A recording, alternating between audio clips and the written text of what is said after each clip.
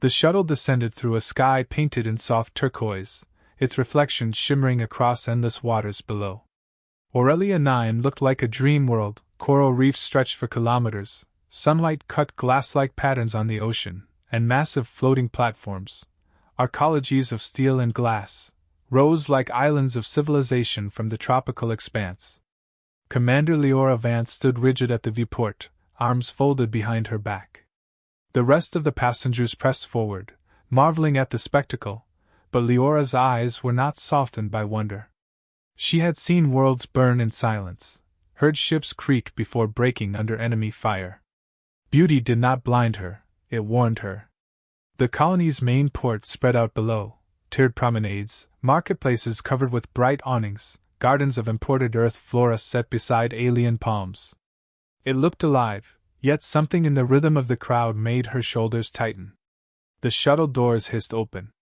Warm air brushed across her face, carrying salt, fruit, and faint notes of music. Not ordinary music.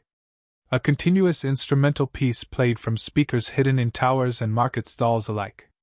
Strings and flutes wove together into a melody meant to soothe, slow, and pacify.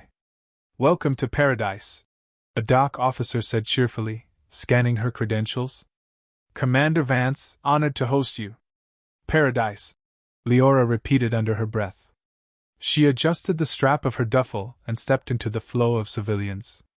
The sound of the music followed, too constant, too perfectly layered across every corner of the port. She slowed her pace and observed. Vendors sold fruit with fixed smiles. Children played in neat circles, laughing in unison. Couples strolled hand in hand, moving with uncanny harmony. Her combat-trained mind recognized patterns before her conscious thought caught up. These weren't coincidences of mood. Something was synchronizing them. A man bumped into her shoulder. "Oh, sorry," he said instantly, smile wide and unwavering. His pupils dilated unnaturally, then contracted in time with a subtle swell in the melody. "No harm done," Liora replied, stepping aside. She watched him merge seamlessly back into the crowd like a leaf swept downstream. She walked toward the governor's offices, positioned at the edge of the promenade. Every block she crossed deepened her unease. The architecture gleamed. The people glowed. And the music played on, gentle, unbroken, as if silence itself had been outlawed. Inside the governor's atrium, fountains spilled over carved stone. At the center waited the one she least wanted to meet so soon, envoy Koresh Valen of the Rilith Confederacy. Tall, silver-skinned, with ridged facial lines glowing faintly in the light, Koresh stood draped in dark ceremonial robes. His presence dominated the room with quiet authority. "Commander Vance," Koresh said in a voice like polished glass, "the fleet honors Aurelia 9 with your presence. I trust your journey was peaceful?" Liora kept her expression neutral. "Uneventful." Koresh inclined his head. "Good. We value peace above all." His eyes lingered on her, measuring, probing. "Do you not find this world restful?" "It's quiet," she said flatly. "Quiet is the soil in which harmony grows."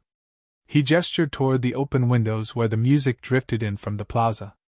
"This melody, tropical shores, your colonists call it, is played everywhere to remind them that peace is not only possible, but desirable." "Desirable," Liora echoed, her tone carrying a shadow of skepticism. Koresh's smile tightened. "Humans carry storms within them. Always building fleets, always sharpening weapons. Perhaps here they will learn to set those burdens down." Liora stepped closer, voice low. "Storms keep us alive. Ask your war councils." His expression did not flicker. Only his eyes glimmered with something colder than the tropical sun. "Perhaps. But storms also destroy the very havens you seek to protect. Think on that." Before she could respond, Governor Tellman hurried in, broad-shouldered, sunburnt, face flushed with nervous energy. "Commander! Forgive the delay. Envoy Koresh was kind enough to greet you in my stead." "I've been welcomed," Liora said. The governor chuckled awkwardly. "Excellent, excellent. You'll find Aurelia 9 unlike any post you've served. We pride ourselves on serenity. No garrison disputes, no unrest. Just hard work and harmony. Liora glanced at Koresh, who smiled faintly, then back at the governor.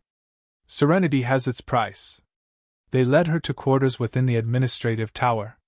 Wide windows overlooked the ocean. The same music seeped faintly through hidden channels in the walls. Liora closed the glass panes firmly, silencing it. The sudden absence was startling, like cutting off a drug supply. For the first time since arrival, her head felt clear. That night, unable to sleep, she walked the promenade. The music echoed across the city like a heartbeat. Citizens moved calmly, no shouting, no arguments. Too calm. She stopped near a group of children playing on the beach. One child dropped a seashell, picked it up, and murmured, almost unconsciously, "The ocean is eternal. The storm is the enemy." The phrase chilled her. She crouched beside the child. "Where did you learn that?" The boy blinked up at her with a placid smile. "From the song. Everyone knows it." "Everyone?" she pressed. He nodded, then returned to his game without hesitation. Liora rose slowly, scanning the shoreline. Dozens of families sat beneath lanterns, their conversations laced with the same unbroken calm. The melody threaded through them all, like invisible wires binding puppets. She whispered to herself, "This isn't paradise. It's programming." And for the first time, she realized Aurelia 9 was not merely under observation by the Rilith envoy. It was already under his control. White heavy check mark. Morning light spilled across Aurelia 9 like molten gold. The city glimmered, alive with movement, yet every street pulsed to the same invisible beat. Commander Liora Vance left her quarters with purpose, boots clicking against the polished walkway. She had spent the night replaying the child's words in her mind. The ocean is eternal. The storm is the enemy. That was no nursery rhyme. It was doctrine embedded in melody. She needed proof. Instinct alone wouldn't sway officials conditioned to believe harmony was virtue.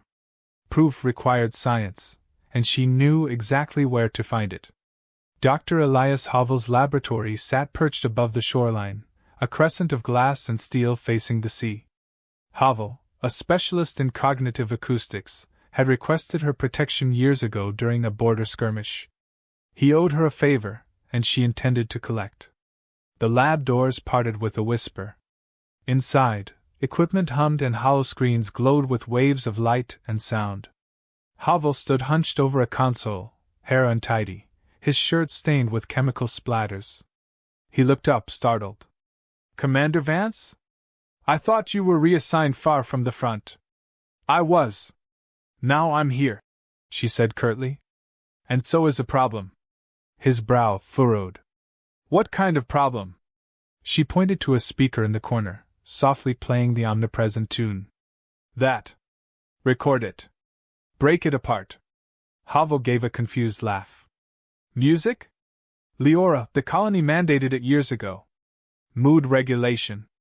Stress reduction. It works. Violence dropped by 80%. I helped install half the systems. Then you'll know where to look." She stepped closer, her voice dropping.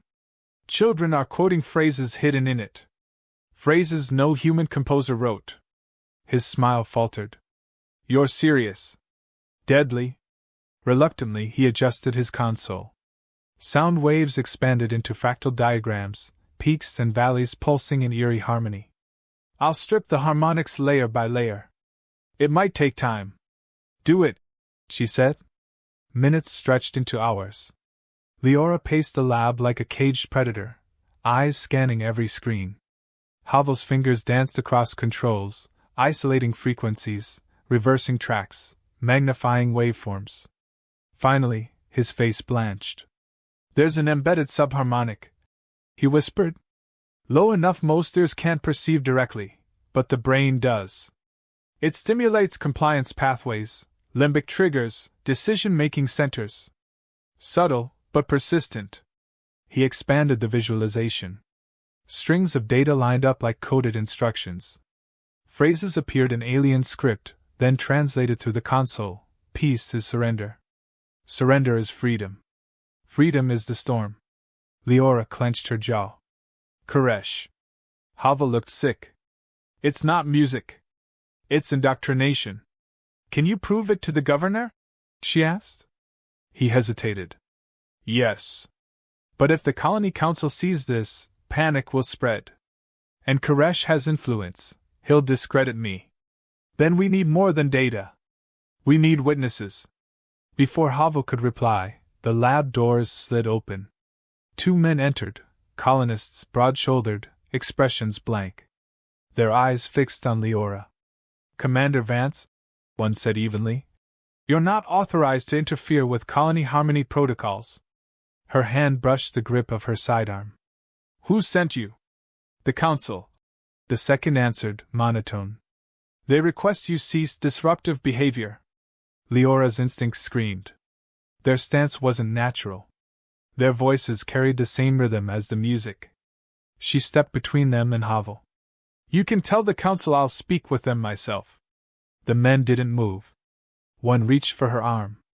In a flash, Liora twisted, driving him against the wall. The second lunged, but she sidestepped, sweeping his legs and pinning him to the floor. Liora! Havel shouted. She froze, breathing hard. Both men stared up at her, dazed but expressionless. Their lips moved together, reciting like a choir. The storm must be silenced. The storm must be silenced. Liora released them and stepped back. You hear it now? Havel's face was pale. Yes. God help us. The men stood, brushed off dust, and walked out without resistance, as if nothing had happened. Liora holstered her weapon. It's starting. Koresh is tightening the leash. Havel nodded grimly. If this continues, the colony will hand itself over willingly. They'll call it peace. She looked through the lab's wide windows at the ocean beyond, endless and glittering. Not if I can cut the signal first. That afternoon, Liora marched to the council chamber. The governors sat flanked by advisors, their expressions placid, Koresh poised at the edge like a patient spider. Commander, the governor greeted. We've received reports of disturbances. Altercations you caused. I defended myself, Liora said firmly. Your people are under influence. Koresh rose smoothly. Paranoia, Governor. The commander has seen too many wars. Peace unsettles her. She sees enemies in every shadow. I see what's in plain sight. Liora shot back. She activated Havel's data on a wrist display, projecting the subliminal code into the air. Your music isn't music. It's programming. Look. The council leaned forward, murmuring uneasily. Koresh's eyes narrowed, but his smile never cracked. Commander, he said softly, to twist harmless melody into conspiracy, this borders on hysteria. You disgrace your fleet. The governor frowned. Koresh, if what she shows is accurate. It is, Havel interrupted, stepping into the chamber. I confirmed it myself. Subharmonics embedded with alien phrases. We're being manipulated. Koresh's voice hardened. Doctor, you misinterpret anomalies. Stress hormones cloud your judgment. Let the colony enjoy tranquility. Must humans always resist what is best for them? Liora stepped closer, her voice sharp as a blade. We resist because no one chooses for us. Not you. Not your confederacy. The tension snapped. Advisors whispered, the governor rubbed his temples, and Koresh's composure thinned, cracks forming beneath his polished exterior. Finally, Koresh bowed slightly. Very well. If you insist on chasing shadows, do so. But know this, storms drown themselves. And Aurelia 9 will not weather another. He swept from the chamber, robes trailing like dark waves. The governor exhaled shakily. Commander, I don't know what to believe. But if you're right, Aurelia 9 faces a danger more insidious than fleets. Liora turned toward the window. The city sprawled below, tranquil and glistening under the eternal music. Then it's time they remembered storms aren't the enemy. Sometimes, they're the only thing keeping you free. The city no longer looked serene. Liora stood on the balcony of the governor's tower, watching crowds ripple below like a sea whipped into turmoil. Arguments broke out in the plazas, voices raised, fists clenched. For weeks, citizens had smiled in eerie unison. Now divisions were surfacing like cracks in glass. Half the colonists gathered around street screens broadcasting Koresh's message of peaceful surrender. The other half listened to Liora's urgent counter-broadcast recorded the night before, her voice unshaken, exposing the manipulation hidden in the music, warning that compliance was not peace but slavery. She had not expected universal support. Humanity never worked that way. But she had expected a choice, and now the colony was splitting down the middle. Behind her, Dr. Havel adjusted his instruments, sweat dripping down his forehead. The interference worked, he muttered. We disrupted the subharmonic long enough for people to think clearly. But Koresh is fighting back, he's boosting the signal from orbit. Liora turned sharply. Orbit? Havel pointed to a projection. Above Aurelia 9, a sleek alien vessel floated, half cloaked in refracted light. Its silhouette matched no civilian design. That's the source. Not the city transmitters. They're just repeaters. The command feed comes from that ship. Her jaw tightened. Which means we can cut it off at the root. Before they could plan further, the chamber doors burst open. Governor Tillman stormed in, face red. Commander, do you know what you've done? The colony is tearing itself apart. Shops are shutting down. Families are fighting each other. You've unleashed chaos. Not chaos, Liora replied, calm but firm. Truth. They finally have the chance to decide. That was never chaos, it was control. Tillman slammed a fist against the desk. Koresh warned me you'd poison them with talk of storms and defiance. He said you'd drag us into another war. Havel stepped forward, voice urgent. Governor, look at the data. This isn't politics, it's neurological coercion. If we don't break the signal, you won't be governor of free people, you'll be a caretaker for drones. Tillman's breath hitched. He glanced between them, doubt flickering in his eyes. Yet fear weighed him down more than reason. If you're wrong, you doom us all. If I'm wrong, Liora said evenly, I'll take responsibility. But if I'm right, and we do nothing, your people will hand themselves over without knowing why. The governor said nothing more. He sank into a chair, head in his hands. Liora turned back to the window. Below, the first stones were thrown. A fight broke out between colonists waving banners of unity with Rilith, and those shouting, freedom. Guards tried to intervene, but even they seemed divided. Havel whispered, It's spreading faster than I thought. Good, Liora said. Let them feel anger. It means they're alive again. By evening, the promenade resembled a battlefield without weapons. Shouts rose in waves, glass shattered, fires sparked in alleys. And still, above it all, the melody played, sometimes faint, sometimes thunderous, each swell pushing some colonists back into submission, while others fought against it with clenched teeth. Liora moved through the streets with a small band of loyalists, dock workers, technicians, a handful of off-duty Marines who trusted her more than Koresh. They followed her not out of blind obedience but because they saw what others tried to deny. One young Marine, Alvarez, stayed close at her side. Commander, if Koresh has an orbital feed, how do we even reach it? We don't have a ship strong enough to punch through. Liora scanned the sky where the alien vessel shimmered faintly against the stars. Then we take one. There are still patrol shuttles in the garrison hangars. Those can't breach a blockade, Alvarez argued. They don't need to, she said. They just need to get me on board. The group fell silent. Every one of them understood what that meant, a suicide mission. Later, in the dim light of an abandoned warehouse, Liora recorded another message. Her voice carried the weight of steel and storm. Citizens of Aurelia 9, listen closely. You feel anger now. That's good, it means you're free to feel again. They told you the storm is your enemy. But storms carve new coastlines, tear down weak roots, and make the strong stand firm. You are not weak. You are human. And humanity does not kneel. The recording was broadcast through hacked transmitters across the colony. In the plazas, colonists lifted their heads, eyes clearing. The melody still tugged at their minds, but defiance burned brighter.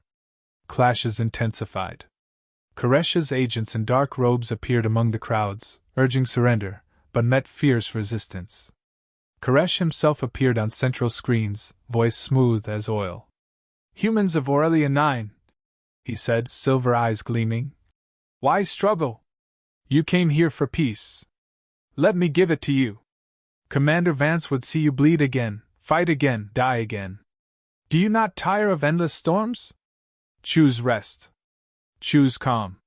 In the governor's tower, Telman watched with trembling hands. Liora stood beside him, arms crossed. "He wants them to believe peace means silence. But peace without choice isn't peace, it's chains." Koresh's image seemed to look directly at her, though he addressed the crowd. "She will bring destruction to your paradise. If you love your children, if you love your world, silence her." The crowd below erupted, half chanting Koresh's name, half shouting for freedom. The shoreline was no longer calm. It was breaking. That night, Havel approached Liora with urgency. "I traced the command feed. Koresh's ship isn't just broadcasting, it's reinforcing its hold with pulses tied to circadian rhythms. He's trying to lock the colony into permanent compliance before dissent spreads too far." "How long?" she asked. "Hours. Maybe less." Liora studied the skyline where fires burned and shadows moved. "Then we don't wait for the colony to collapse. We go now." Alvarez stepped forward. "Commander, even if you reach the ship, Koresh will be waiting." "What then?" Liora's gaze hardened. "Then I remind him of something his confederacy keeps forgetting. Storms don't drown humanity. Humanity rides them." The room fell silent. The loyalists exchanged wary glances, but none stepped back. They had chosen their side. As dawn approached, Liora stood again at the balcony, overlooking a world on the edge of tearing itself apart. She thought of the child on the beach, repeating alien words as if they were his own. She thought of Koresh's calm smile, polished like a blade. She thought of Earth, of centuries of storms weathered, wars survived, tyrants defied. Her voice cut through the silence of her team. "Prepare the shuttles. We're going up." And as the rising sun broke across the waves, Aurelia 9 no longer looked like paradise. It looked like a world about to fight for its soul. The shuttle's hull rattled as it punched through the atmosphere, its thrusters burning bright against the pale dawn. Inside, Commander Liora Vance gripped the restraints, eyes locked on the faint shimmer above. Koresh's vessel hung in orbit, sleek and predatory, half-cloaked against detection. Around her, the loyalists sat silent. Alvarez checked his rifle, jaw clenched. Havel tapped nervously at a portable console, feeding counter-frequencies into the shuttle's comms. Each knew the risk. They were flying into the teeth of an enemy designed to manipulate minds, not just destroy bodies. "Docking protocols?" Liora asked. Havel glanced at his display. "Their shields aren't designed for physical breaches. If we hit the right frequency with a pulse, we can fake a clearance window. But once inside, we fight," Liora finished. Her voice was calm, even. "Same as always." The shuttle shuddered, slipping through the distortion field. For a moment, stars bent around them, light warping like water. Then the Rilith vessel loomed ahead, its hull smooth as obsidian glass. A hatch rotated open. Koresh had allowed them entry. "He knows we're coming," Alvarez muttered. "Good," Liora said. "Then he won't be surprised when we end this." The docking clamps sealed with a metallic thud. The hatch hissed open. Liora led the way, sidearm raised, boots striking alien alloy. The corridors glowed faintly with bioluminescent strips, pulsing in rhythm with the same haunting melody that saturated Aurelia 9 below. Whispers drifted through the comms, not from her team but from the walls themselves, Koresh's voice woven into the ship. "Commander Vance," it purred. "You bring storms where none are needed. Why must humans always drown themselves?" Liora ignored the words and advanced. The team moved in formation, scanning corners, weapons steady. The deeper they went, the stronger the pull of the signal became.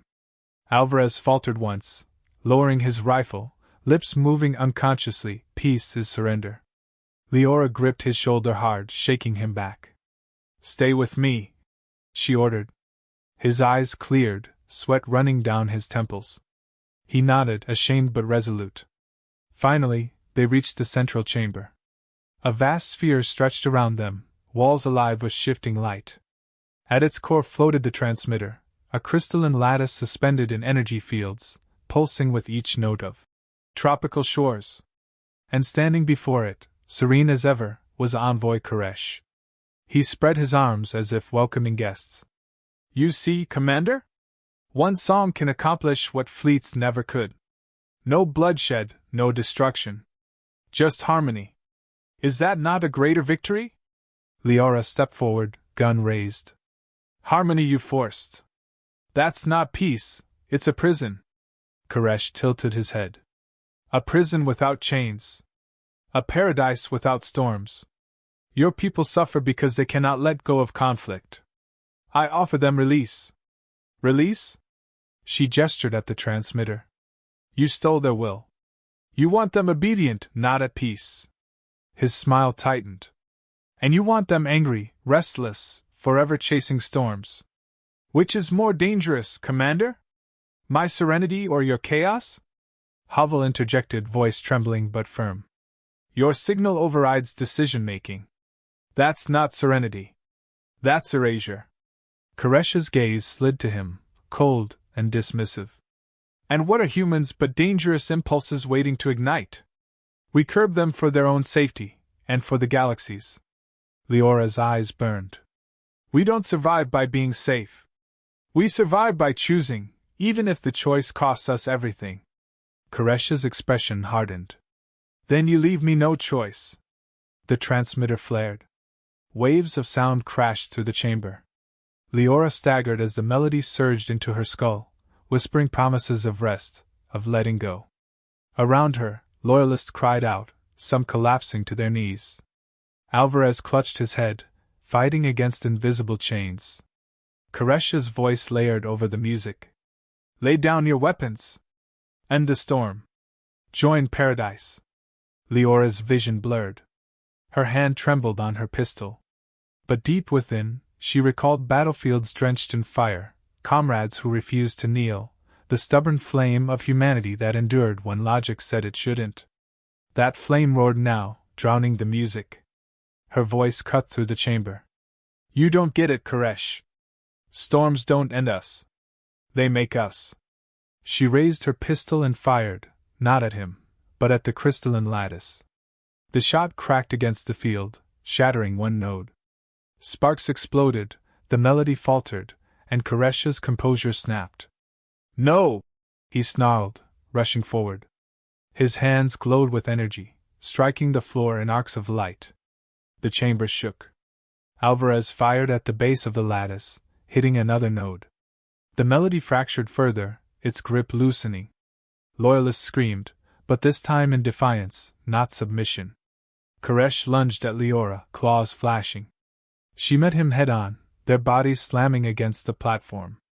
He struck with alien strength, but she fought with raw human ferocity, every blow fueled not by harmony but by rage, loyalty, and love for her people. You think storms destroy? She hissed, locking his arm. They forge.